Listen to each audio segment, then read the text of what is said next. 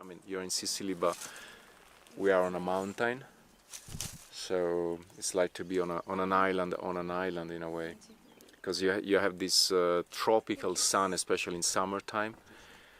You get also to 35 to 40 degrees Celsius, but nighttime, if you're here, you're freezing.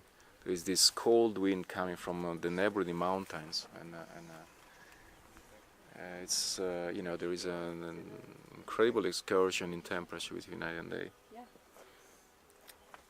Do you get enough water here for the vines? Yes and no. I mean, I was looking at the forecast for the next few days. I mean, it's not going to rain for the next 2 weeks. I mean, and it's you don't have much rain during the summer, but if you have old vines, you're fine, because old vines, because of their roots, are able to find humidity. If you have younger vines, you might have problems. You might need to water some of them.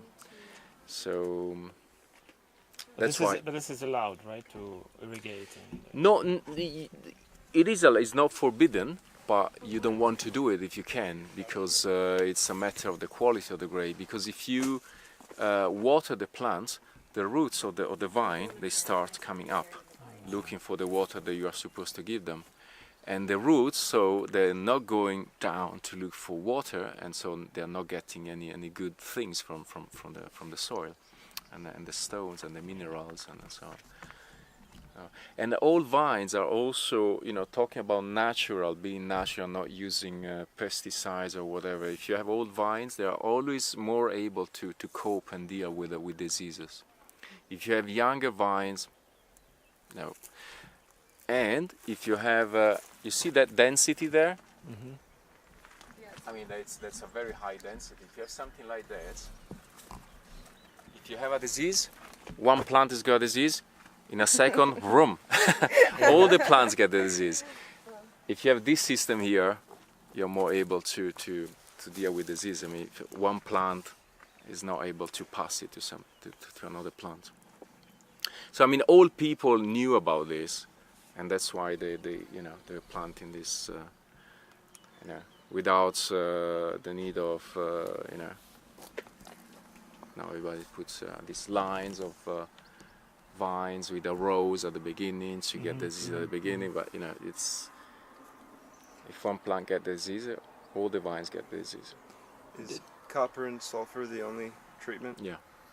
Normally 3 to 4 per year. In difficult years like 2015 was difficult, probably even 7, 8, but yeah, that's the only treatment that we do.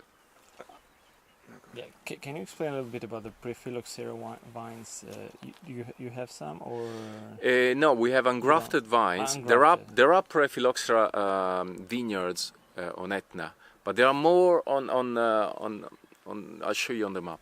But and some like Mar de Grazia has got a Prephyloxera vineyard. It's making this Don Peppino wine that is actually very good.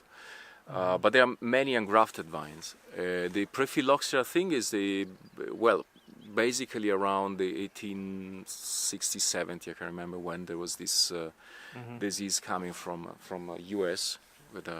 There was a vine brought through London in Europe.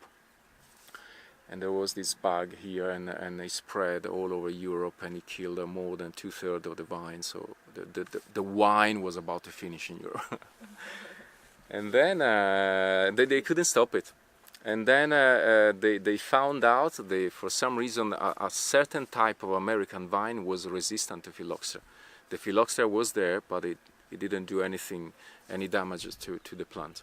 And so since then they started using the American root, and then they graft the local grape varietals, and that's what you have in 90% of the vines in Europe.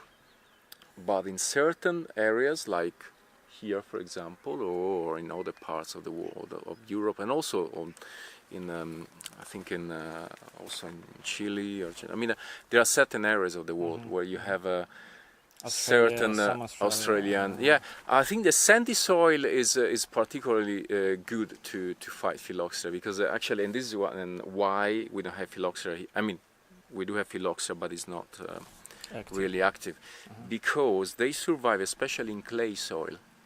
Clay soil is fantastic for them because they dig tunnels into the soil. But if you dig tunnels in a sandy soil, everything collapses on you. So that's why sandy soils are normally safe from phylloxera.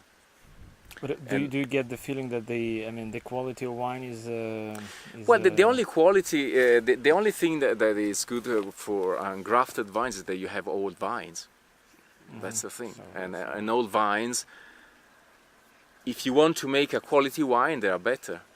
If you want to make a big production, if you want the vines to produce a lot, you do something like that. Younger vines produce always more than older vines, but you get better quality grade. You get more concentrated grade, and then the resulting wine is always, it's supposed to be better. And also, as I said, they are more able to cope with drought. They are more able to cope with diseases and yeah. Is this like a normal breeze right now? Yeah, you normally have this kind of breeze, so it is it is balanced in a way.